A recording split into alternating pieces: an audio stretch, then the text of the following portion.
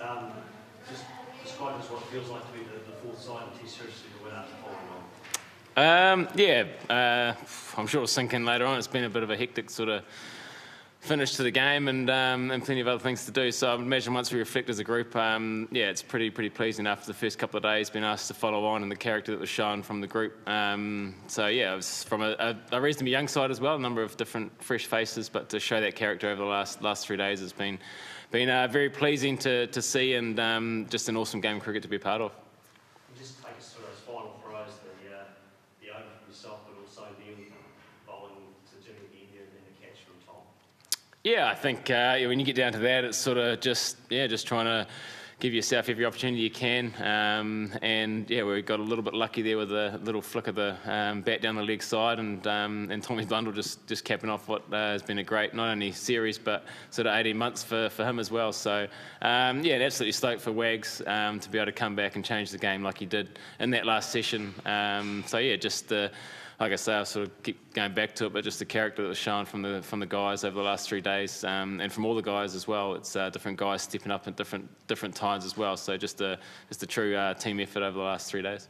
And what was it like for you as a relatively new captain of the Test side? I think trying to stay calm and then trying to keep guys reasonably calm as well. So it felt calm out there. The guys got a little bit, obviously got very close at the end there, and I guess it's hard not to get caught up in the emotion, but trying to stay calm and clear on what we're trying to do. And like I say, we got a little bit of luck towards the end there, but just the effort that was shown over the last 3 days to do that, and also just a great week, 5 great crowds, some great cricket over the 5 days as well. So it's just great for Test cricket, I think.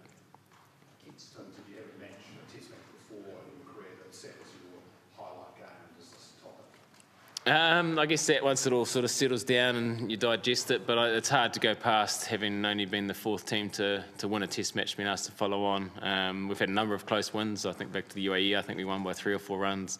There've been a number of amazing games we've been a part of, but I think just the sheer nature of being asked to follow on, and the guys just been taking their stride and just giving it a shot for the last 3 days, and been managing to come out on top. It's I'd imagine be a Test match that's talked about for a long time. And you've been close a couple of times as captain. How are you feeling with yourself?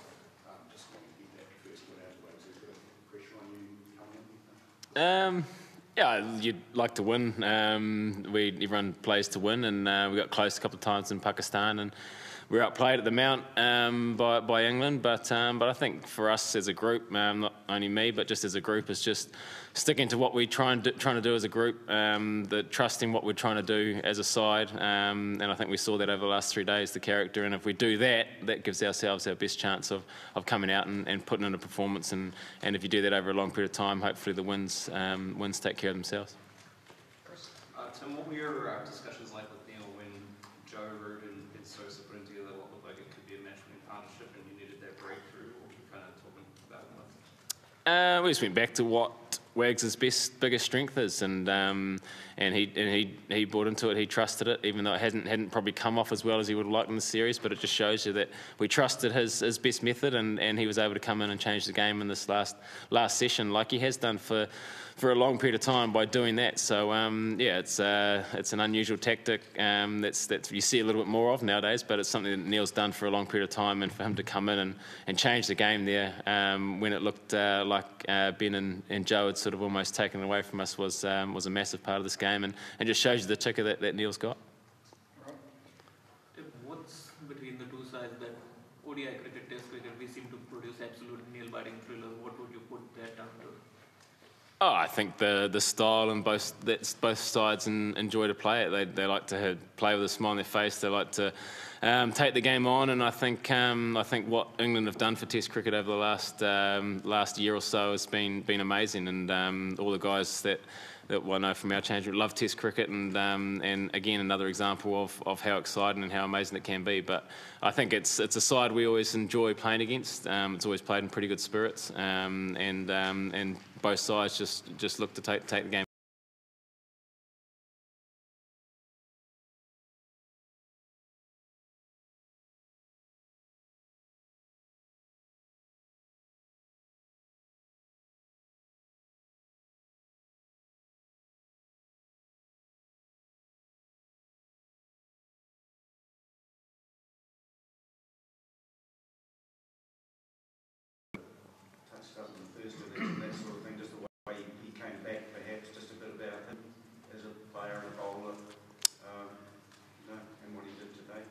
Yeah, I think we saw it in that last session.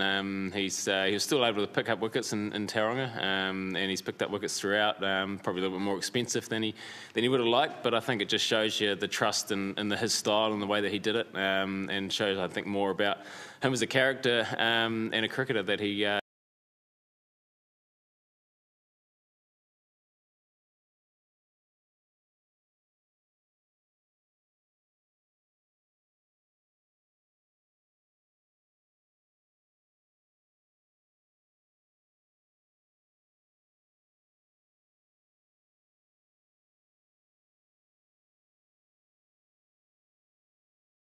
Memories of. We've played some pretty good cricket here for a number of years, and a number of guys have had success. So it's a ground we've enjoyed playing it, and just adds another one to the list. That's Henry, mate. Did you think he was gone for the day when he went down? And how did he come back and was on the trot? Yeah, again, another example of what this side's about, and Matt as a character as well. And he went down in a heap there for a period of time, and came off, and also credit to the physio, sort of did what he could, went out and had a bowl at lunch, came back, said he was okay, and then to go out and have bowl a spell like that was phenomenal. And again, it sort of sets the standard for this group. And he did the same in Pakistan. He had a torn muscle in his stomach, and had one last big push. And bowled exceptionally well in that instance as well. So I think, just credit to him, and it just shows you how much the team means to guys that are willing to push through and do whatever the side needs at the time. So yeah, just credit to everyone really. You could sit here and name a number of significant moments that I guess piled up to the end result. Last couple. So what was the turning point in this game for you? When did you start to feel you get sniff? A number of times. I think obviously when you're asked to be put back in, losing early wickets is the last thing you want, and I think the way that the openers went about it and were able to deny the opening bowlers and a quality bowling attack, and just to keep denying them, and both to sort of wear them down, allowed the guys after that, Daryl to come out and play the way he did, Kane to play the way he did, and to go on and score 100, and then also Tommy Blundell coming out and playing again another crucial role for us, like he has done for a long time. I guess the end of the day yesterday wasn't ideal. We lost 5 for 30 odd, but I think and we were probably a little bit off with the ball yesterday, but I think just the character shown today from the guys as well, and just never giving up throughout the whole day. There's times there where it felt like it was going to happen quickly. There's times there when Ben and Joe were batting that probably wasn't far away from them taking it away. So I think just hanging in there and trusting that we're doing it, and a number of different guys stepping up throughout the last 3 days. Just a thought on Tom Blundell keeping up to pace, because that seemed particularly selfless, but important move across there. What was behind that thinking? Was that Tom himself, or? Yeah, it was probably a conversation that was had, and straight away it was a yes from Tom.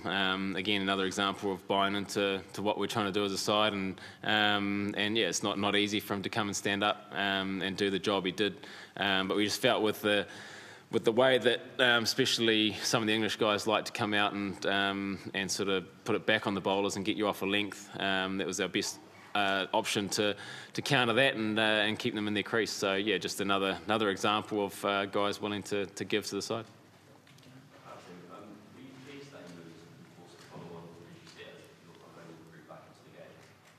Well, not exactly, with only 3 wins before this one in the history of the game. So yeah, I think we weren't too sure what they were going to do, knowing Baz and having him put us through a few follow-ons. We kind of had a bit of a inkling that they were going to put us back in, but yeah, I think, like I say, we needed to deny them those early wickets, and we were able to do that, and that set up, I guess, a little bit of a score for us to bowl at, and we were able to defend it. But yeah, it was just yeah.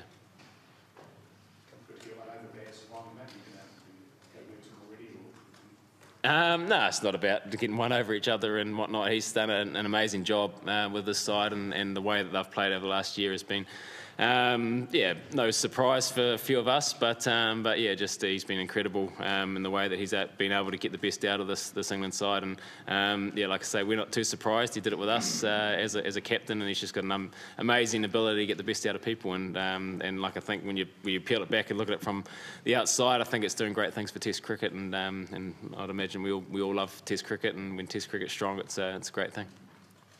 All right, thanks everyone. Cheers. Thanks, Tim.